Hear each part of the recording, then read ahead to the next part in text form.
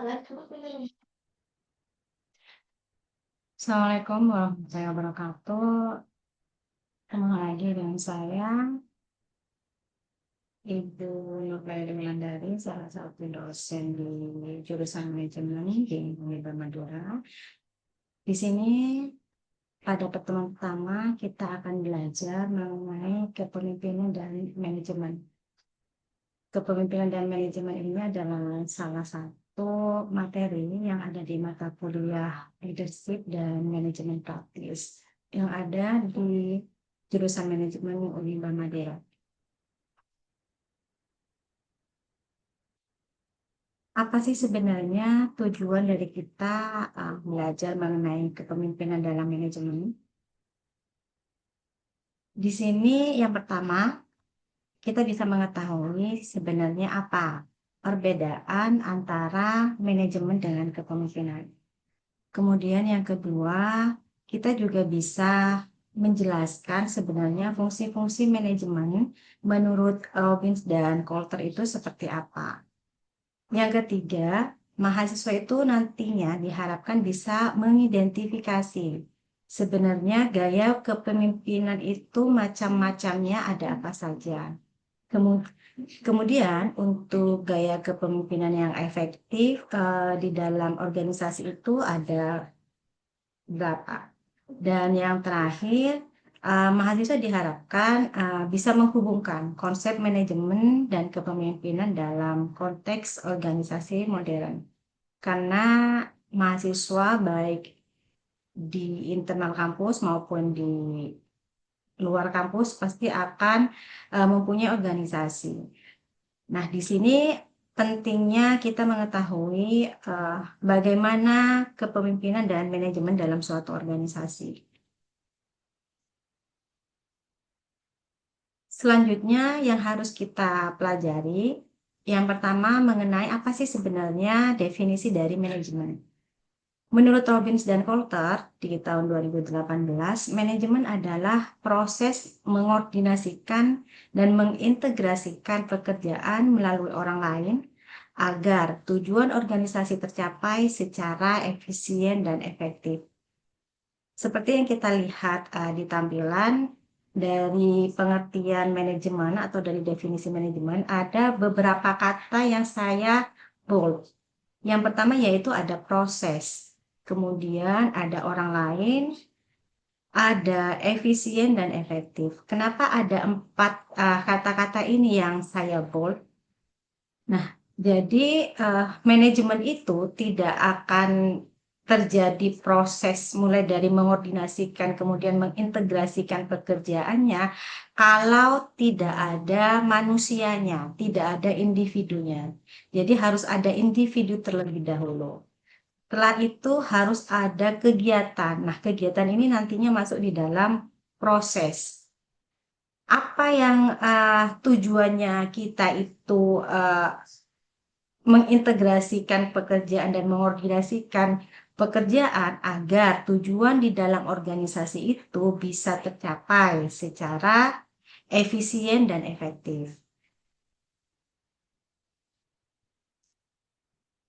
Fungsi manajemen menurut Robbins dan Colter ini ada 4 macam yang biasanya sering disebutnya dengan POAC. Nah, yang pertama yaitu planning. Planning adalah aktivitas yang berusaha memikirkan apa saja yang dikerjakannya.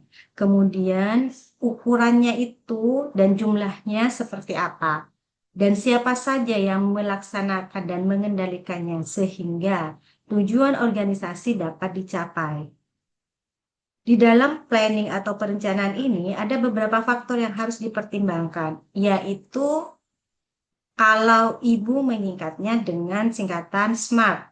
Ada S, ada M, ada A, ada R, dan ada T. Nah, apa sih sebenarnya faktor yang ibu sebut sebagai SMART?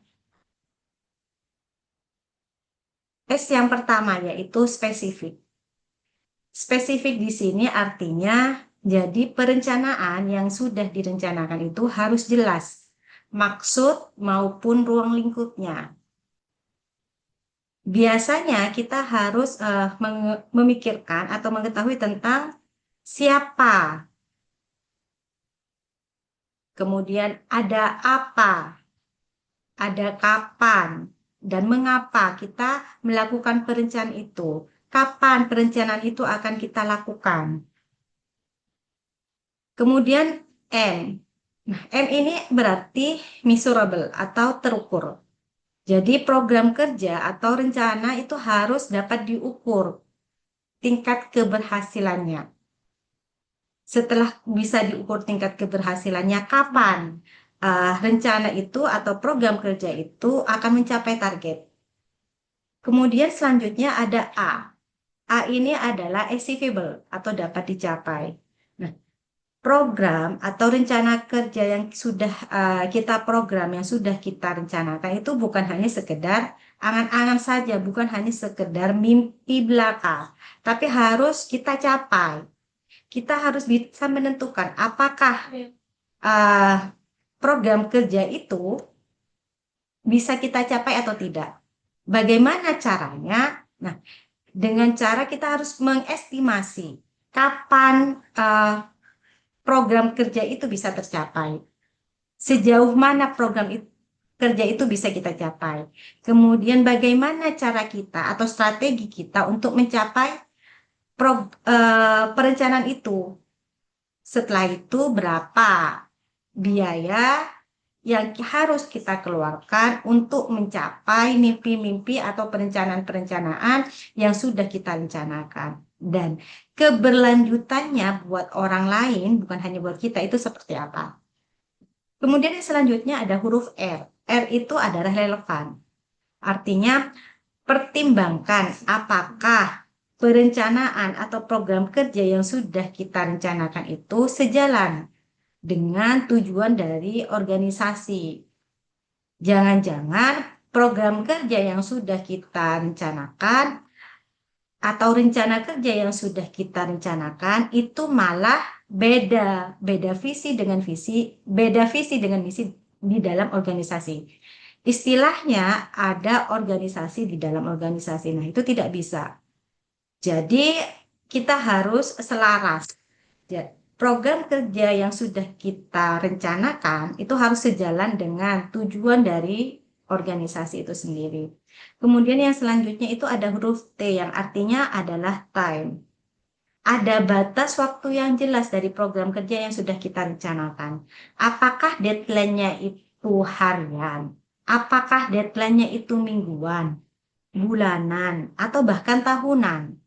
Sehingga adanya deadline waktu itu kita bisa memonitor dan mengevaluasi seperti apa program kerja yang sudah kita rencanakan. Apakah sudah sesuai dengan target kita atau timeline kita? Kenapa harus ada time atau waktu? Smart yang ada di dalam fungsi planning ini harus ditambah lagi dengan dua huruf yaitu E dengan R. E itu adalah evaluasi. Kemudian ada di-adjust. Apa sih sebenarnya evaluasi dengan di-adjust ini? Program kerja yang sudah kita rencanakan itu, seperti yang barusan Ibu sampaikan, harus ada evaluasi. Apakah program kerja ini memang sesuai dengan kegiatan-kegiatan yang ada di dalam organisasi? Jangan-jangan program kerja yang sudah kita rencanakan kemudian kita laksanakan itu sebenarnya tidak sesuai. Apa yang bisa dilakukan ketika memang program kerja itu tidak sesuai? Berarti kita harus melakukan kegiatan yang namanya readjust, yaitu menyesuaikan kembali. Akhirnya ada perbaikan dari program kerja. Kita buat lagi, ada rencana kedua, ada the second program untuk mengatasi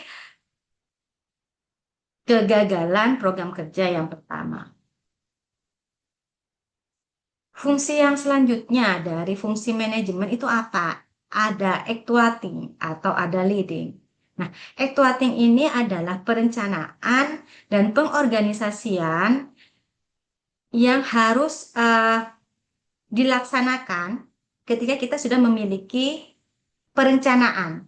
program kerja yang sudah kita rencanakan. Kalau hanya kita program saja, kita rencanakan saja, ya percuma. Kenapa tadi di dalam faktor-faktor yang ada di dalam perencanaan harus ada yang namanya, jadi bukan hanya angan-angan, bukan hanya mimpi. Jadi harus ada pelaksanaan.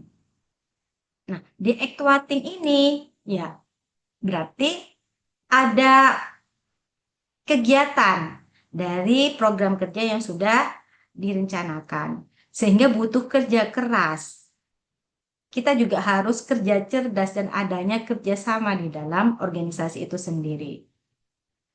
SDM-SDM yang ada di dalam organisasi tersebut untuk mencapai tujuan secara efektif dan efisien seperti yang tadi fungsi dari manajemen atau pengertian dari manajemen harus dioptimalkan untuk mencapai visi, misi, dan program kerja organisasi.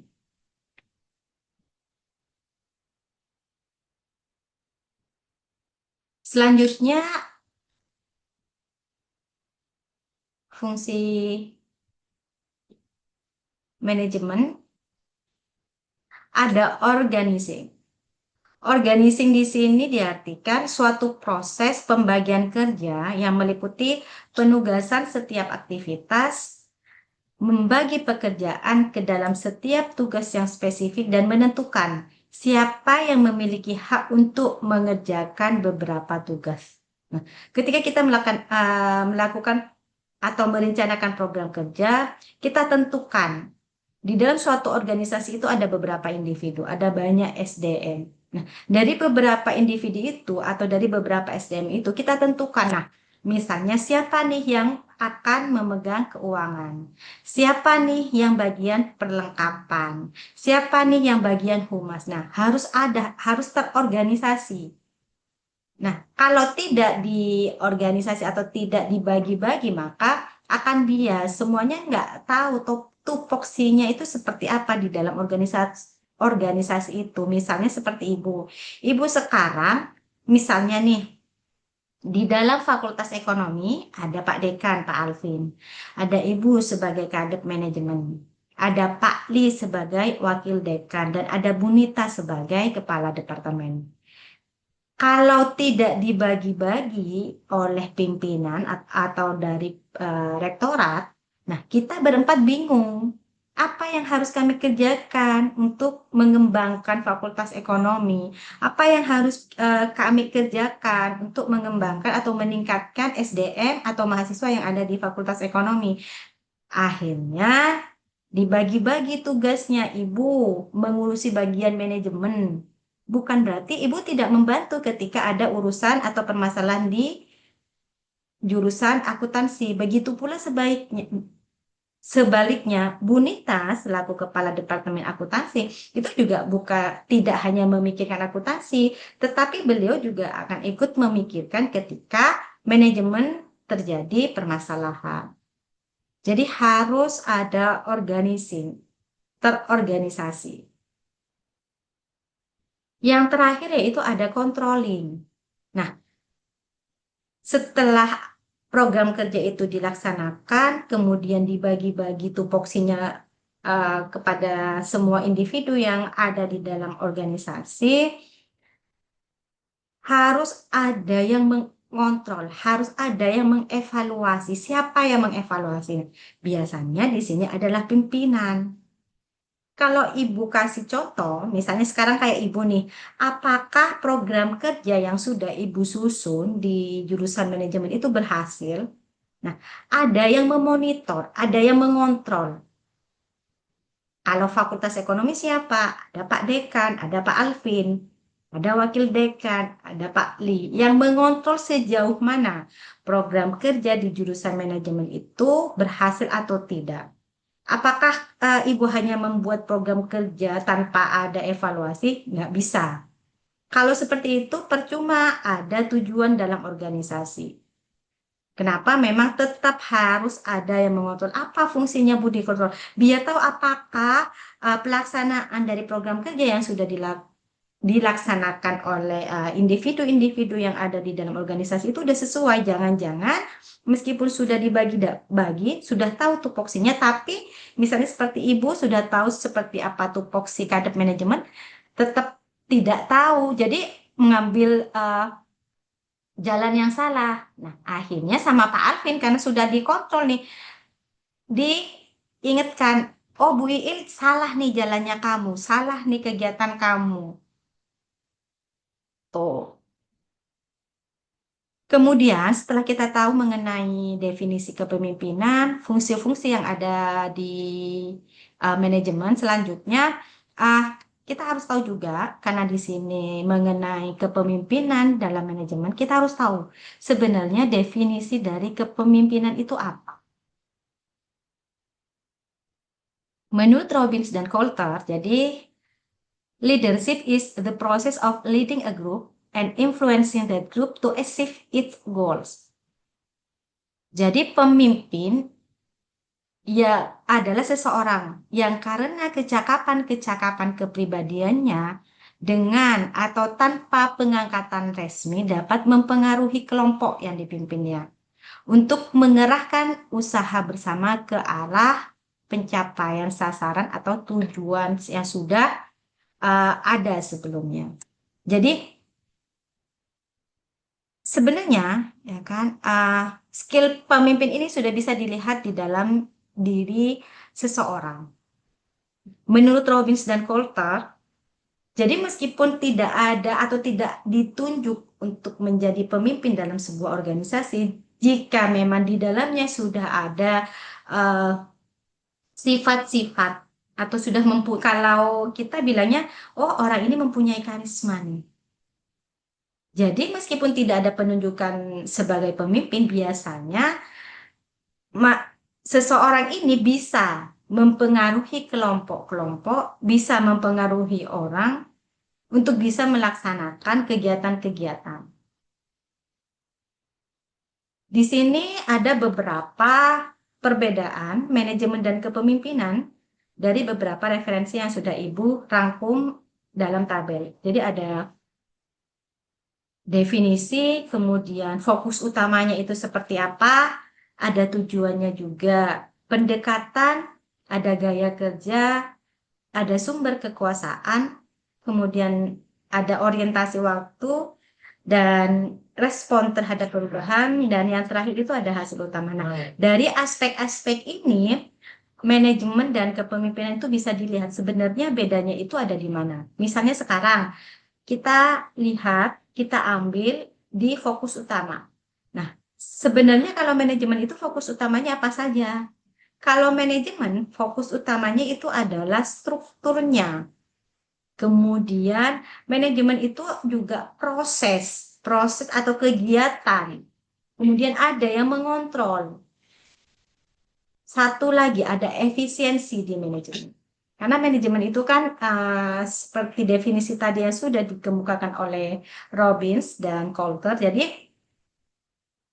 fungsinya manajemen itu untuk mencapai tujuan organisasi secara efektif dan efisien. Kalau kepemimpinan apa fokus utamanya? Kalau kepemimpinan fokus utamanya itu adalah visi. Ada visi yang jelas dari sebuah organisasi. Karena dari visi itu kita bisa tahu apa yang harus dilakukan, hal-hal apa yang harus dilakukan, strategi apa yang harus dilakukan. Sehingga timbullah yang namanya misi. Setelah itu di kepemimpinan ada motivasi. Pemimpin itu memberikan motivasi kepada anak buahnya untuk mencapai tujuan yang sudah ditetapkan sebelumnya. Kepemimpinan fokus utamanya juga ada perubahan, jadi tidak stagnan. Pemimpin itu mempunyai tujuan membawa organisasi ke arah yang lebih baik. Kalau hanya stagnan, tidak ada perubahan, berarti individu yang ditunjuk untuk menjadi pemimpin berarti tidak pantas nih dijadikan pemimpin. Kenapa? Karena tidak ada perubahan. Padahal fokus utama dari kepemimpinan itu adanya perubahan. Kemudian yang selanjutnya fokus utamanya adalah inspirasi. Menjadi seorang pemimpin itu tidak hanya berbicara tentang kita menunjuk seseorang. Misalnya, lakukan itu, lakukan ini, kerjakan itu, kerjakan ini. Tidak bisa seperti itu.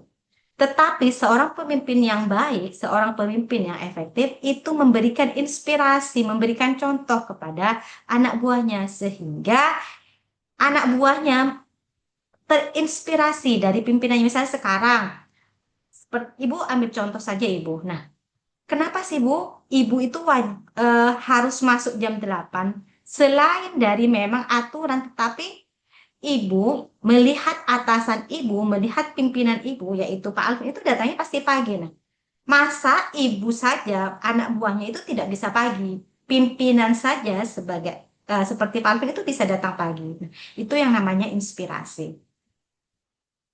Kemudian kita ambil lagi aspek apa yang membedakan manajemen dengan kepemimpinan.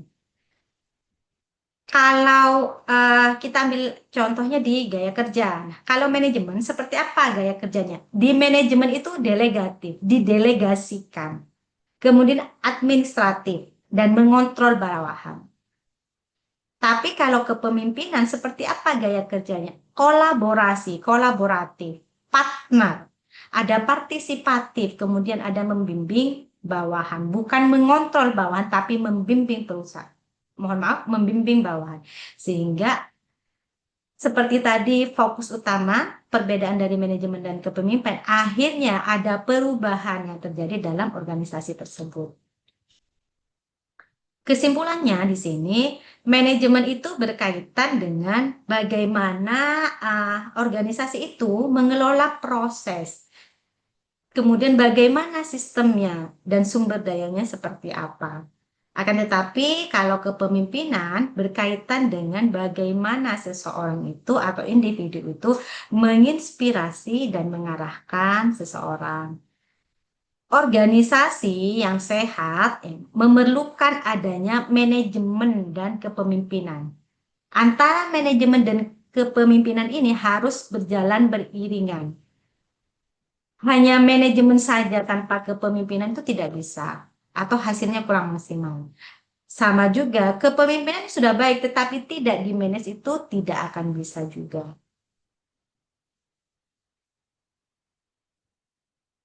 Menurut Robbins dan Coulter, ada beberapa gaya kepemimpinan. Yang pertama yaitu ada autokratik. Autokratik itu apa, Bu? Nah, di mana autokratik ini adalah pemimpin membuat keputusannya sendiri. Jadi dia itu tidak memikirkan atau tidak mengindahkan atau tidak mendengarkan arahan atau masukan dari teman-temannya atau bawahannya. Itu autokratik. Kemudian yang kedua jenis atau gaya kepemimpinan demokratik. Nah, kalau demokratik ini beda dari autokratik. Nah, demokratik di sini pemimpin mengambil keputusan berdasarkan masukan, saran dari kelompok atau anak buahnya. Yang ketiga, gaya kepemimpinan laissez-faire. Jadi apa sih sebenarnya di gaya kepemimpinan laissez-faire ini? Pemimpin memberikan kebebasan penuh kepada bawahan. Di gaya kepemimpinan yang ketiga ini bukan berarti seorang pemimpin itu 100% memberikan kebebasan kepada anak buahnya. Akan tetapi tetap pimpinan dia akan mengawasi, akan memonitor sejauh mana program kerja yang sudah dipercayakan kepada kelompok A, kelompok B, dan kelompok C itu dilaksanakan dengan baik sesuai dengan tujuan yang ada di dalam organisasi. Bukan berarti ya sudah, karena memang saya memberikan kewenangan atau kebebasan kepada kelompok A, ya silahkan mau ngapain aja silahkan, nggak bisa seperti itu. Tetap sebagai seorang pemimpin tetap memberikan kebebasan, akan tetapi ada pengawasan-pengawasan yang dilakukan. Apa sebenarnya kunci dari pimpinan yang efektif? Yang pertama itu adanya trust, jadi adanya kepercayaan anak buah kepada pimpinan. Kalau sudah percaya, biasanya pemimpin akan dengan mudah mengarahkan anak buahnya. Beda ketika anak buah yang tidak percaya kepada pimpinan. Nah, kalau sudah tidak percaya kepada pimpinan, mau diarahkan seperti apapun, mau diatur seperti apapun, biasanya anak buahnya itu tetap akan mokong. Nah, sehingga kepemimpinan yang efektif kuncinya yang pertama itu harus ada kepercayaan, baik dari pimpinan kepada anak buah kepada pimpinan. Kemudian yang kedua adanya kompetensi. Ini sebenarnya menjadi satu kesatuan dengan kepercayaan. Anak buah biasanya akan percaya kepada pimpinan ketika pimpinannya itu mempunyai kompetensi yang baik. Kompetensi ini apa, Bu? Apakah hanya pintar? Bukan hanya pintar, tetapi beliau ini yang disebut pimpinan ini bisa diandalkan oleh anak buahnya. Ada meskipun dari segi akademik misalnya, meskipun dari segi akademik kurang, tetapi ada hal lain yang dimiliki oleh seorang pemimpin sehingga anak buahnya ini percaya kepada kemampuan pimpinannya. Kemudian yang ketiga yaitu ada visi jangka panjang. Yang keempat ada komunikasi. Jadi kalau komunikasi itu kan bukan hanya kayak ibu ngomong sendiri nanti dikira gila. Nah, tapi ada komunikasi yang efektif. Komunikasi yang efektif ini akan terjadi ketika memang ada pembahasan yang biasanya nyambung.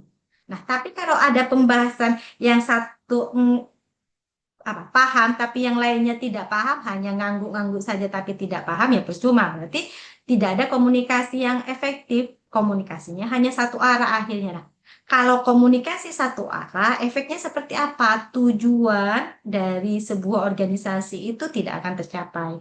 Nah, kalau komunikasi yang efektif, ini tujuannya sudah ada di dalam sebuah organisasi untuk mencapai visinya itu akan tercapai. Kenapa? Karena pimpinan bisa tahu nih, oh ternyata kekurangan saya seperti ini. Karena apa? Karena dikasih tahu dari anak buah. Anak buah pun seperti ini. Oh ternyata uh, kegiatan yang saya lakukan ini salah. Karena apa? Karena sudah diberi arahan dari pimpinan. Kemudian yang terakhir itu ada emotional intelligence. Emotional intelligence ini adalah kecerdasan emosional. Apakah kecerdasan emosional itu adalah emosi yang cerdas? Bukan. Jadi kecerdasan emosional di sini diartikan jadi pemimpin harus tahu kapan dia bersikap. Dia itu bisa mengontrol emosinya. Meskipun misalnya pemimpin ini mempunyai sifat atau karakter yang pemarah, tetapi tidak bisa langsung marah-marah tanpa sebab kepada anak buah. Langsung marah-marah tanpa sebab ketika deadline yang ditentukan keluar dari deadline. Maksudnya tidak sesuai waktu atau tidak tepat waktu. Tetapi kecerdasan emosional di sini, pemimpin itu harus bisa tahu tempat kapan dia itu harus marah, kapan harus sabar. Jadi kadang ada anak buah nih yang memang harus diberi shock terapi dulu. Apakah pimpinannya selalu memberikan shock terapi itu salah? Enggak. Kenapa? Kadang individu atau SDM itu harus diberi shock terapi agar dia itu bisa berkreasi. Kenapa? Karena kalau nggak ditunjuk, kalau nggak diomelin, mempeng aja. Akhirnya Pak, pimpinan harus tahu karakter anak buahnya seperti apa. Kenapa? Memang di sini emotional intelligence akhirnya sangat penting dimiliki pimpinan yang efektif. Apa sih sebenarnya keterkaitan manajemen dan kepemimpinan? Manajer yang efektif harus memiliki kemampuan kepemimpinan. Jadi manajer itu kan biasanya uh, jabatan pimpinan. Manajer kalau tanpa kemampuan kepemimpinan itu tidak akan bisa menjadi seorang manajer. Karena kepemimpinan seperti yang sudah dijelaskan di slide sebelumnya itu harus ada perubahan-perubahan yang dilakukan. Ada aspirasi juga, ada inspirasi juga. Jadi bukan hanya nunjuk-nunjuk nih, tapi juga memberikan contoh. Kemudian kalau pemimpin yang berhasil juga harus memahami prinsip-prinsip manajemen, harus mengetahui fungsi dari planning, organizing, actuating, Yang tadi Ibu jelaskan fungsi manajemen ada POAC. Manajer dan pemimpin harus saling melengkapi untuk mencapai tujuan organisasi. Jadi, manajer jika tidak memiliki skill kepemimpinan itu susah untuk mencapai tujuan bersama. Begitupun sebaliknya. Pemimpin jika ingin tujuan bisa tercapai harus memahami prinsip-prinsip manajemen. Untuk selanjutnya di sini ada studi kasus yang bisa kalian pelajari, kalian baca dulu.